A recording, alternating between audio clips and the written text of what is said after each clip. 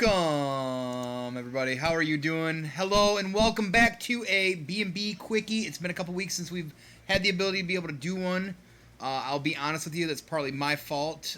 With the Marvel's Avengers release, I was pretty deep into that pretty heavily for 2 weeks and wouldn't really do much of anything, I'll be very honest with you. I spent a couple of my days, which I would normally do these, which is normally Thursdays, honestly grinding that out, which I hit level 50 on Sunday and haven't had a whole lot of time this week to dive back into that. Just been kind of a busy, chaotic week, with the show last night and everything in between. So, no claiming Drastin. Nice try, though. But I'm glad to finally get back into it, and this is going to be a fun one, I think. It's going to spiral a little bit deep to some degree, but regardless of that, I'm excited to talk about this. Yo, Trick, what up? Thank you, everybody, for popping in. As always, good to see you. Thank you for all that support. King Cuddles was the one that said, hey, you should talk about Cobra Kai. As it's moved out of Netflix, everybody's watching it and whatnot. Everybody's been really hyped about it. So give that tribute to him, and then the conversation we'll spiral into is actually Rohit Raju's idea. We were talking one night, and I was able to match the two up. And I think it's going to make for a good conversation. So, how is everybody doing out there today? I've honestly struggled with a hangover most of the day today due to last night's shenanigans, but we're surviving now. I really wanted a fucking nap today, but it didn't really happen, unfortunately. But I did just get some errands done, kind of ran around, had a doctor's appointment, so it was somewhat of a busy day, but here we are finally. We can all sit down and hang out and, get to see each other. So it's lovely. Miz, how's it going, dude? How are you? Because he's awesome. He's the Miz, and he's awesome. As you see, King gave a shout-out to one of our favorites around here, Shroud. If you like top-tier gaming and advertisements and lots of people in chat, go follow him. He's, a staple around here, apparently, or something. I love the three ninjas, too. Tum Tum, Rocky, and Colt. That's the name of all three of them. I'll never forget them. Because, as a kid, I wanted to be one of them, so. What are we talking about in Karate Geese? Yes, Ark and Wrath. I suppose that'll be a part of the conversation. And no, there's no punch, no pie. Viva la resistance! Viva la resistance! Yes, they are great movies. As they continue to go on, they just start switching out, I think, actors, as some of them as well, too, so. Wasn't there one, wasn't the third one, didn't have Hulk Hogan in it? Correct me if I'm wrong. Like, the third Three Ninjas had Hulk Hogan in it. Yeah, fuck yeah. That's something we should talk about around here is, the fucking Three Ninjas, right? Barefoot for karate, yes. Barefoot is definitely something that typically we see in karate. When you're in a dojo, you take your shoes and socks off. Show some respect, Cappadocian. But, without further ado, thank you again for being here, everybody.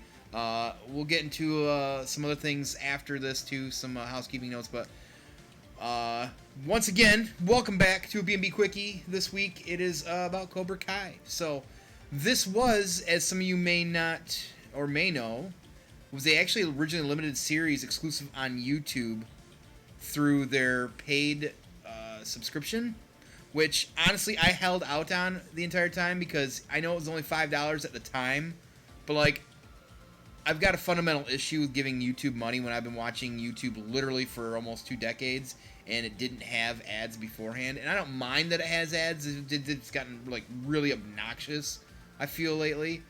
But they weren't getting my $5. And now, correct me if I'm wrong, anybody that's got YouTube Premium or whatever it is out there, didn't it jump to $15? I swear it was $5 originally.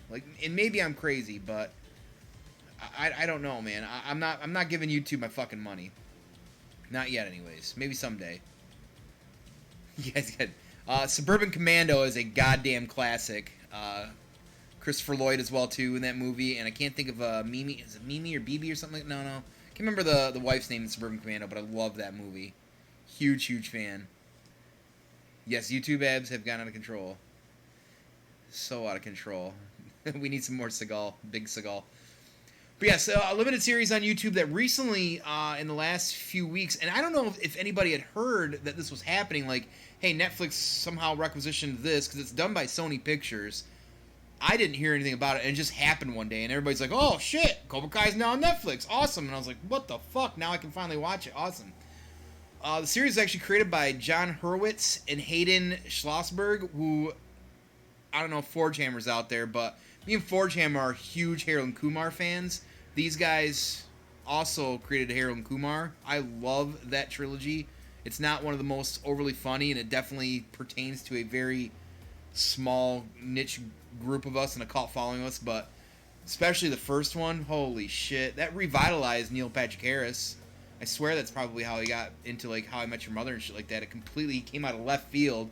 Some of the most hilarious lines in that movie alone, and then some of the other ones also, like Gitmo Bay and stuff like that. There's some really good one-liners in there. I'm a huge... Yeah, what kind of name is Kumar anyways?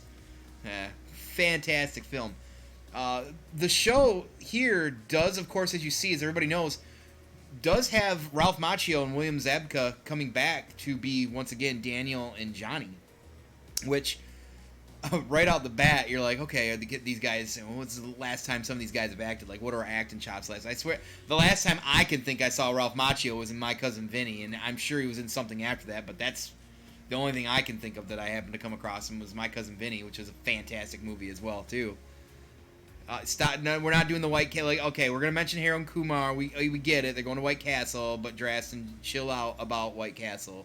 Place is garbage. And because of the movie, I thought, oh, I'll try White Castle. Tried it, and no. Terrible. It's terrible.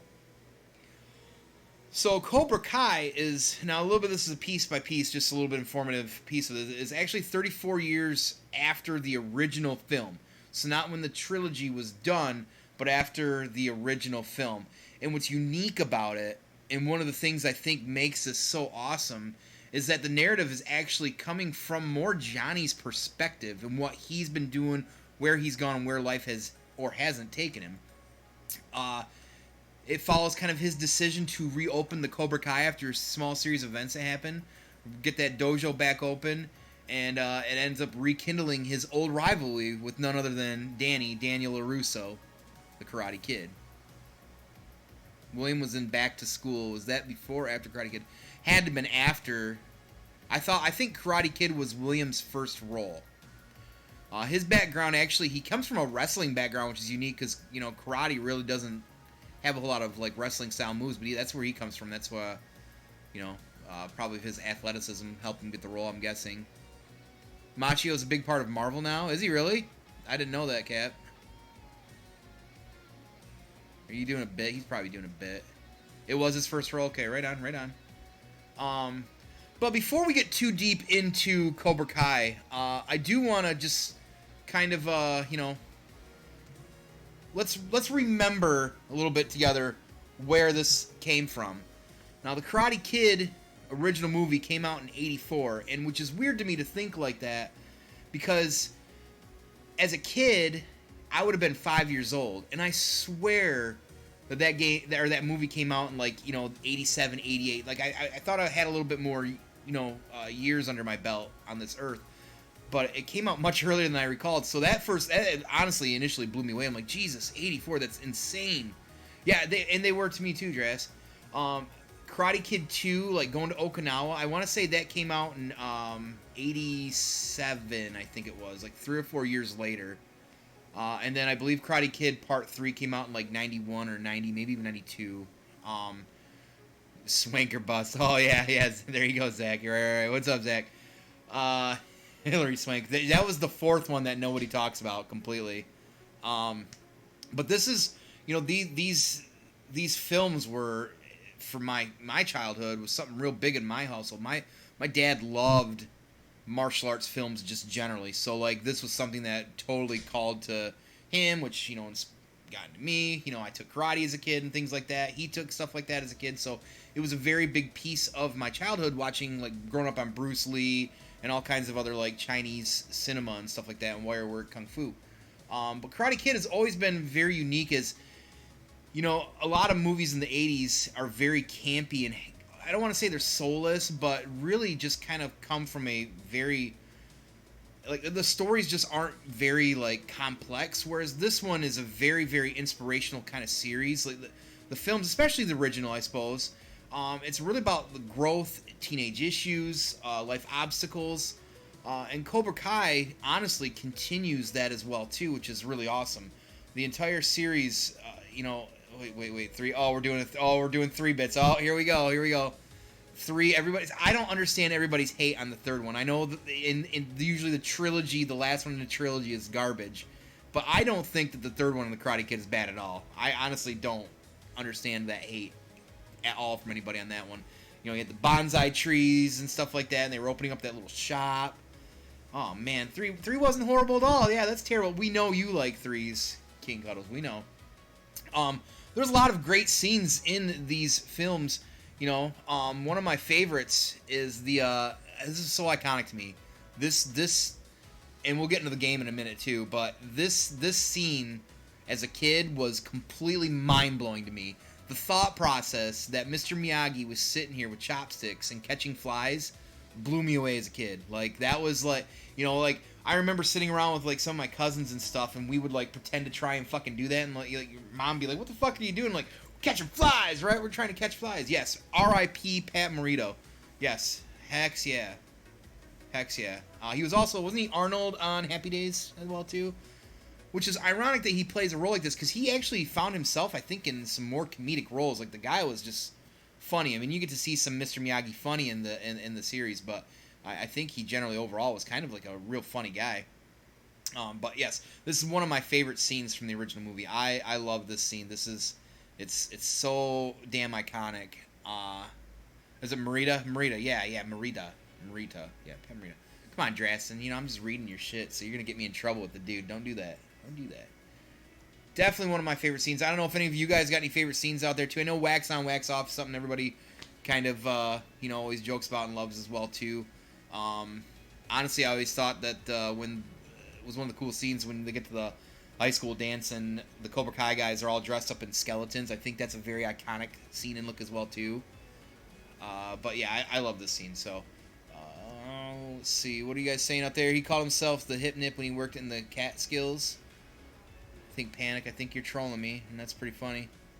Or he was a bully. Okay, I see what you guys are doing. So, the entire movie, of course, is about, Danny being bullied. He doesn't have any father figure. He's dealing with a lot of normal day in and day out teenage issues with school, love, some sort of center of focus, and Miyagi sees that and kind of takes him under his wing, kind of helps kind of put him on a path for the big lead up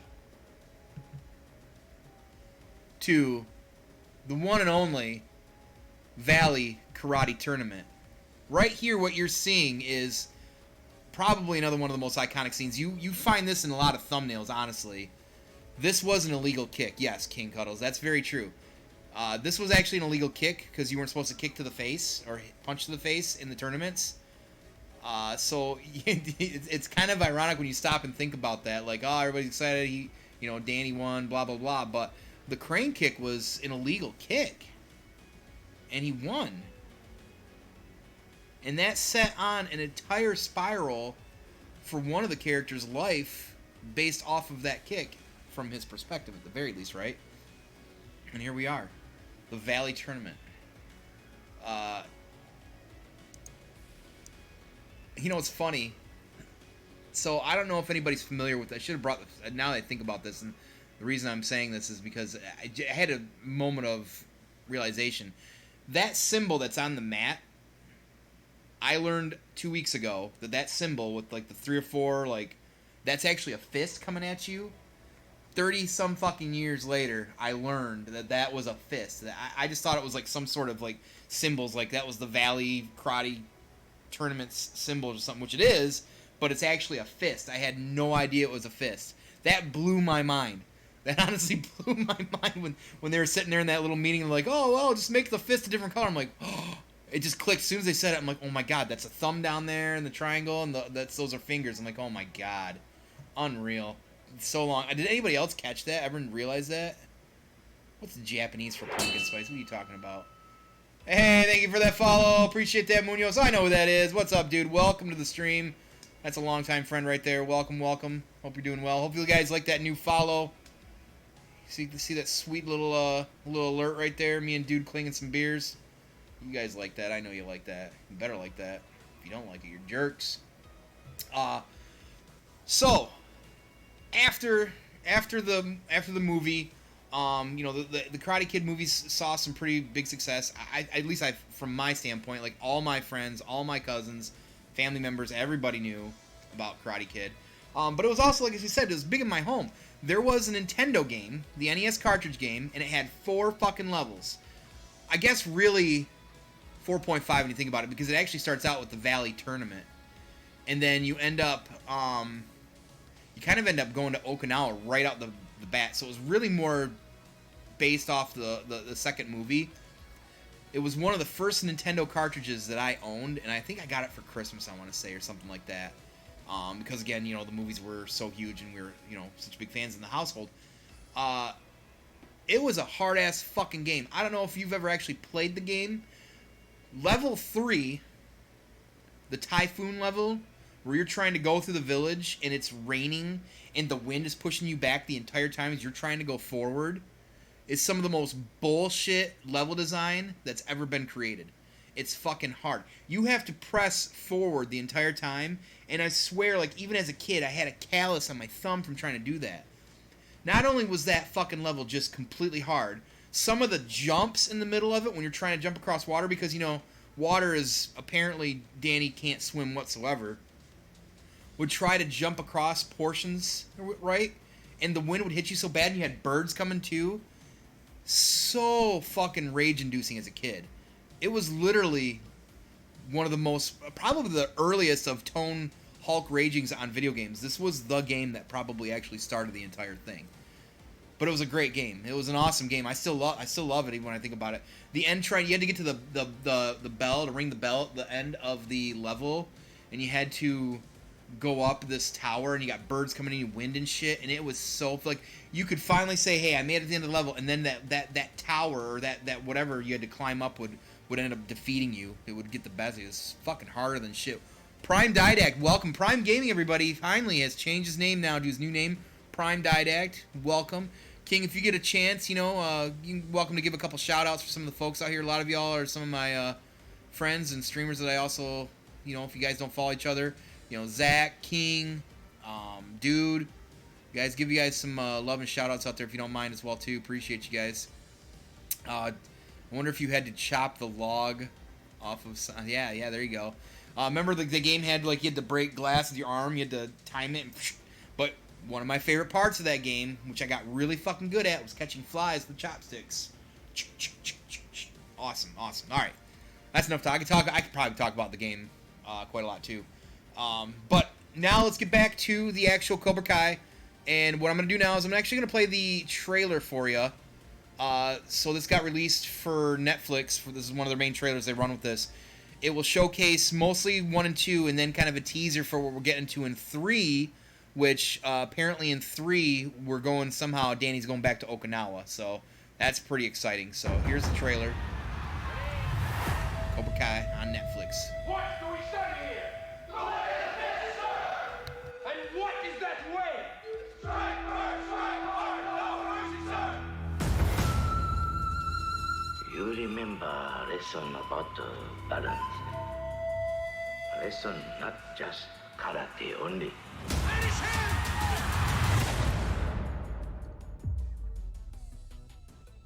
Lesson for whole life. I'm gonna teach you the style of karate that was taught to me. You're gonna be my karate teacher? No, I'm gonna be your sensei. You'll build strength, you'll learn discipline, and when the time is right, you'll strike back.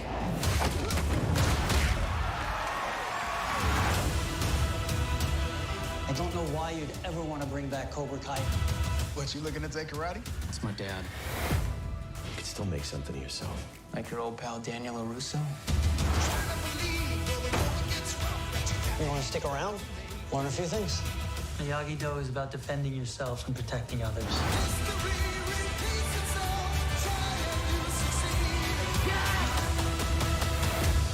Hey, Sensei, is there any particular way you want me to wash these windows? Nah, I don't give a shit. Are you losers? No, Sensei! Are you nerds? No, Sensei! Are you sure? No, Sensei!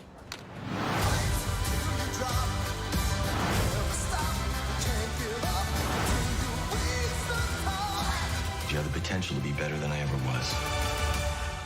Show them what you got.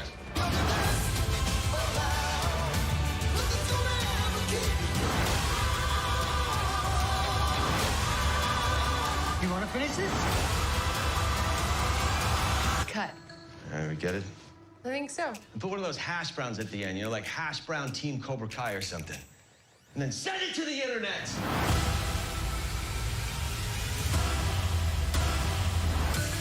Mr. Miyagi treated me like a son. He wouldn't keep any secrets from me. Are you sure about that?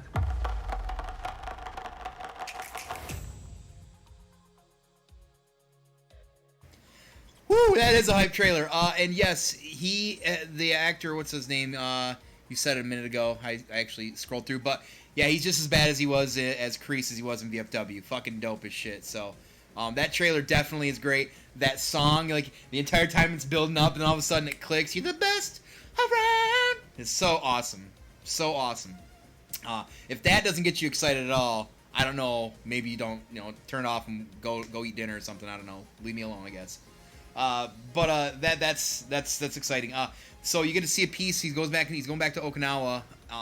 And my hope, two things. So I'm still keeping hope that we see Elizabeth Shue at some point, maybe in the third season, and hopefully, and I don't know if the guy's still alive. I think he is. The guy that played his rival in Karate Kid 2. I'm wondering if that's going to take a piece of that, or somebody from that's got to come back.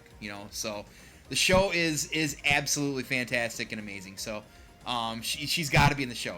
Elizabeth Shue was just in The Boys, and she still is in The Boys. She is like fine wine as well, but she's amazing. She's a great actress. She's been at it for a long time. She's got to be back. Who's doing the swank jokes? Stop with the Hillary swank jokes. We don't talk about that movie. So again, the movie's from Johnny's perspective. A lot has gone on in 34 years. They have kids, they have families. The show still deals with teen drama, just like it did in the OG films. And the karate helps the kids, of course, gain some purpose. Johnny isn't the guy he was. His viewpoint of Daniel actually is very interesting because it's coming from his perspective. Now, when you stop and think point of views, you think, you think Empire Strikes Back or Jedi.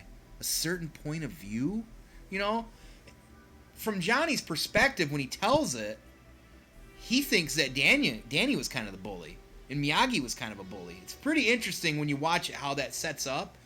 And I think there's some actual value in that perspective when you think about it. When you're watching that, you're starting to see like, oh man, like, okay, Johnny, okay, and then Johnny's saying, well, this happened, and from his point of view, you're like, oh shit, kind of that crane kick was kind of illegal, right? Like, whatever. And there's a lot of things that socially it kind of hits on. Johnny's been pretty much just bumming around the valley for 30 some years. He's got a broken relationship with his kid's mom and shitty relationship with his kid. He doesn't know who he is. He's still kind of like a stubborn a-hole, but time has also softened him some. And in a way, he almost kind of takes kind of like Miyagi's place in some way, how like his story kind of unfolds. And Danny's as well too. It's just different and odd because you see like how everything just kind of like from the things they've done in life has kind of put them forward and where they're kind of going and what they need. Because honestly, reopening Cobra Kai's dojo kind of gives Johnny some purpose, and almost these kids, like, he's trying to kind of like help a kid in a way and kind of save, maybe this kid, but it kind of in the end like almost saves Johnny. Johnny was just, pretty much getting drunk every day with no purpose in life and just living day in, day out, and like he might still do that through some of the show, but at this point he's kind of got some form of purpose or something to look forward to. So you kind of see that character grow in the entire series, and it's very, very well written due to that. And Danny's very successful. He owns a car dealership. He's got a great family. He's not a bad guy. Like, I thought the series was going to have Danny be kind of like the bad guy and pretentious jerk. It's not that he's a bad guy. It's just that you kind of learn that Danny's perception and perspective, he's not willing to understand that people can grow and that people can change, and that what he thinks and sees as Johnny 34 years ago is not the Johnny that he sees today. So right off the bat, I'm being very honest when I say this. Like it's some of the most brilliant writing I've seen in anything in a while. Like it's very, very well done to give somebody perspective. You almost kind of have a bad guy kind of being the good guy, and the other side really not. You know, you're thinking Danny's kind of like the hero, the good guy originally. In age and things that happen, he doesn't have that perception to see that, you know, Johnny's not the same guy. And that's kind of where we are with the series. You know, they both open up dojos eventually. He kind of opens Miyagi-Do. There's some tug and pull with the kids involved, and it's got some very. It really pulls from the past. There's really awesome, like, they do not time jumps, they do flashbacks that fit and work really well. You know, they completely pay homage to the past, and I think that's a big piece of it because Ralph Macchio's involved in producing, and Will Smith actually is too. And you know, I'm a Will Smith guy. I think a lot of people are Will Smith guys, and not everybody's. You know, he doesn't always put out the best product that people like or enjoy, whether it's music or movies. But I feel like when he's got his hand in something he believes in, and same with Ralph Macchio, and that's what's going on, is that you can tell it's pouring with homage to the originals. You guys got some great stuff. I know you're kind of bouncing around out there. Honestly, you could say it's better writing than we saw in any of the 3 original movies. I think that's very fair. I think that's a tough debate. I would say that for the time, Karate Kid, especially the first one, didn't tend to go with the norm of the 80s action flicks, you know, because it was, you know, it's a young adult movie. They're dealing with a lot of actual day-to-day drama, but you know, I think that's fair. It's very well written. The dialogue's very well. It's less like the Karate Kid. Still for the era, there is some campiness to it, and there isn't with this show too. Like Johnny's kind of like the guy that never left town. He doesn't know what Facebook is or Wi-Fi. You know, it's kind of weird to a degree, but they're trying to really paint the character, and it ends up working out really well. So, yeah, I think Johnny ending up on that path definitely makes for what makes the story so well. But here we are, and now we're waiting on season 3. So, kudos to these guys for what they've done so far, and capturing the spirit of the original trilogy, continuing with the story without trashing where it came from in the past, right? And that's a big deal. As we wait for 3 and we look at some of the main characters in this, it's unfortunate. I tried to find a different photo as well too, because there's also a couple other characters I feel like that are central to the role playing and some of the story itself too. Ralph, that's his daughter. That's Johnny's son actually, as well too. And then of course the Cobra Kai students there as well. But we're seeing that kind of evolve, and hopefully it's earlier in 2021 and not later. So, but here we are. So that's the thing. Now that we've talked about how awesome Cobra Kai is and how awesome Drasen's favorite character Hawk is, a little prick. The big point, the big takeaway here. Now, clearly overall, we just want to say, hey, this is an amazing piece of story they're telling. This is something that's paid well homage to something 30 years later and be able to do it. And yes, let's mention it. Stingray, and I didn't grab his name. I didn't have time to grab his name. Stingray, the character that plays Stingray in Cobra Kai, is actually from Saginaw, Michigan. He was just in that movie. I can't think of the name of the movie with the Atlanta Olympic bombing. He played the character in that. But the guy Stingray is actually from Saginaw. Yeah, I thought I told you that, Dressen. So that's pretty neat. He looks like Fanboy. Shut your mouth. Again, to get back on track. So what I want to talk about briefly now at this point is, you know, if you're going to rehash a series from the ashes, something like Cobra Kai based off Karate Kid, you know, you're given a different character perspective. What a lot of franchises need to do at this point, in my humble opinion, and I think a lot of us agree at this point, this needs to be the basis for comparison when you're going to be rehashing some of these old products and trying to do, now you don't need to do like for instance, part of the reason the Ghostbusters film with Kristen Wiig and all those ladies, part of I think why it didn't feel like Ghostbusters is because they didn't have those characters involved passing it to them, right? They just called it. It was like what is it? It's not a reboot. There's 2 words I know they talk about in Jay and Silent Bob. It's like reboot and whatever. Like if you're going to start up that series, to me, if you want to make something like that successful, you need to have it live in that actual mythos. Like, I know everybody's kind of coming back and doing remakes. That's the word I was looking for. You know,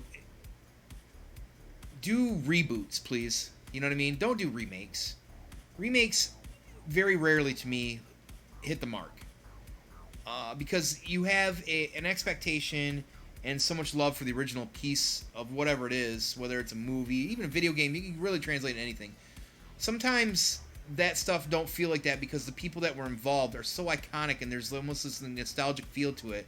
When you take that away, it becomes a new product. And it's harder for people to enjoy a product like that when it's completely... It's wearing the name, but none of the substance is the same. That's a hard to translate. And it's really hard... Thank you, Paul Walter Hauser. He's from Saginaw. Stingray. Star Wars. Now listen, I'm not going to turn this into a Star Wars talk, but what I would want to say about part of the problem, I think, for some of us and for some folks with the sequel trilogy, and it's not about just Star Wars as well. It's really about anything. If you're going to reboot your stuff and keep it, do the right thing and keep it a reboot and keep it in the same timeline, there's no reason why you can't do what Cobra Kai did, which was take something that everybody loved, bring in original members if you're able, keep the story coherent, and just use time as a story piece. That's all you need to do. And that's what Cobra Kai has done. The flashbacks are timed perfect. Everything feels like...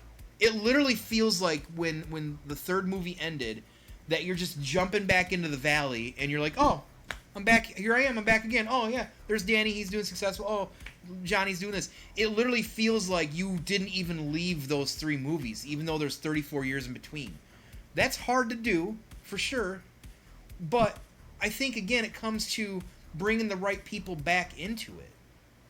You know, you want to pass it on to the younger generation, the new kids, and things like that. And I get that. And I think the problem with, like, Disney and Star Wars is they wanted to create these new characters and go forward with them, because what I think, honestly, it comes down to is money. I think if you talk and pay homage to these old characters, I think there's residual payouts that characters and people that played those characters get.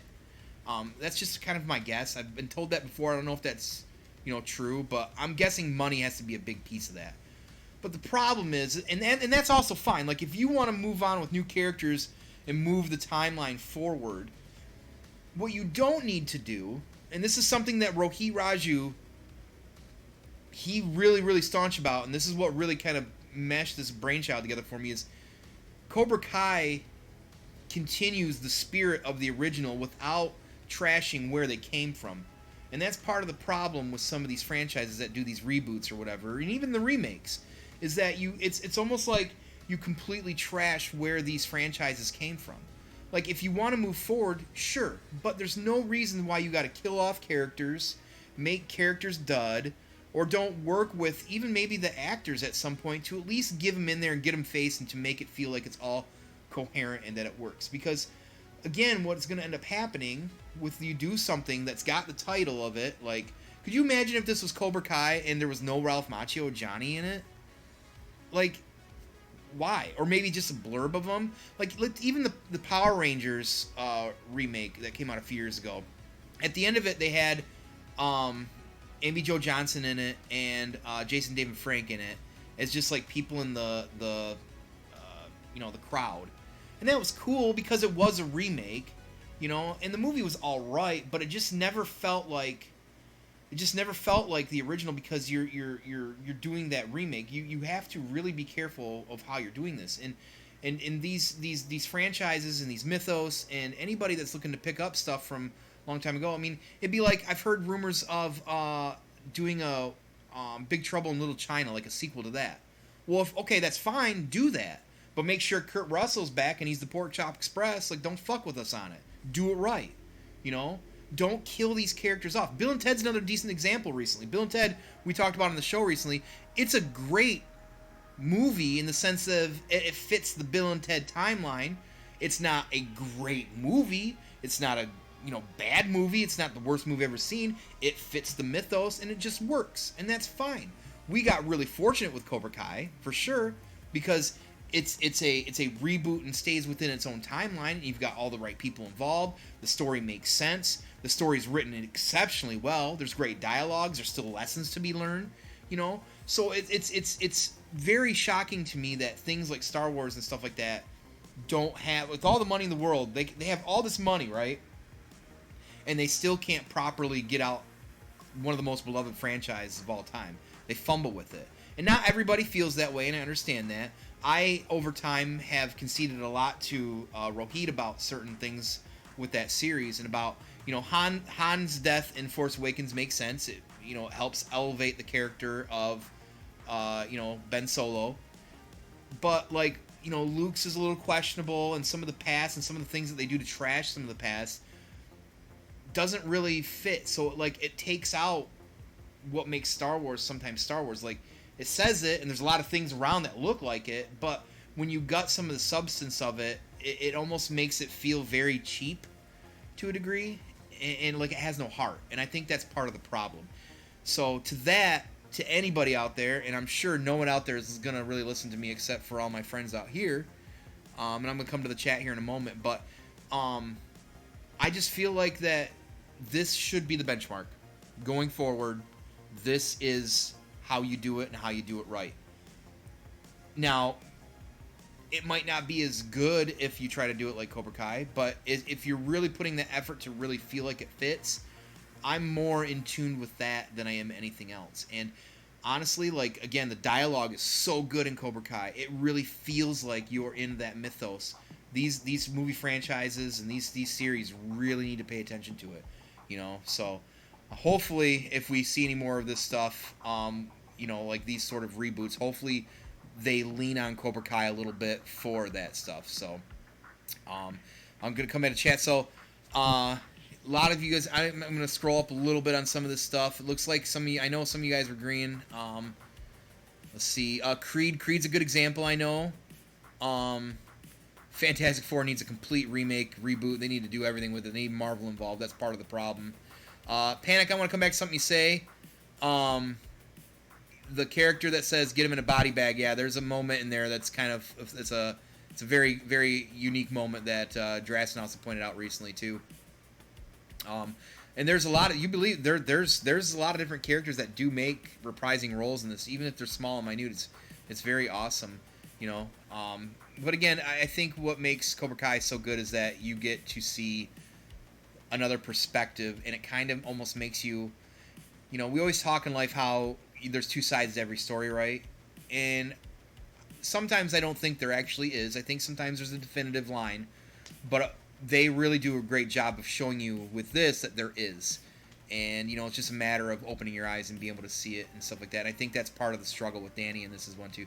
Yeah, lots of Easter eggs in it, tons of Easter eggs, tons of locales. Ralph Macchio's, I can't think of the lady's name that played his mom in the original series, is still alive. She reprises her role as mom. That was awesome. Like I said, we're hoping to see Elizabeth Shue come back, which would be amazing. But for the most part, what do you guys think? I know a lot of you guys like it. King wanted me to talk about Cobra Kai. Here we are. I did it, you craphead, so give me some money. Are there any things you guys don't like about the series? Are there things that you want to see kind of get a reboot or, revamped and follow this lead that you think would be good, that something from the 80s or 90s or whatever? Sound off out there right now if you want, or, when we get to YouTube or something like that in the comments as well.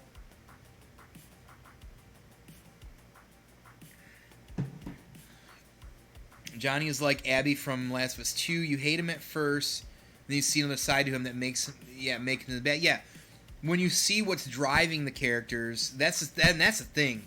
They completely take somebody you consider a villain in the original movie with Johnny, and they completely humanize him and have character and show him why he is the way he is.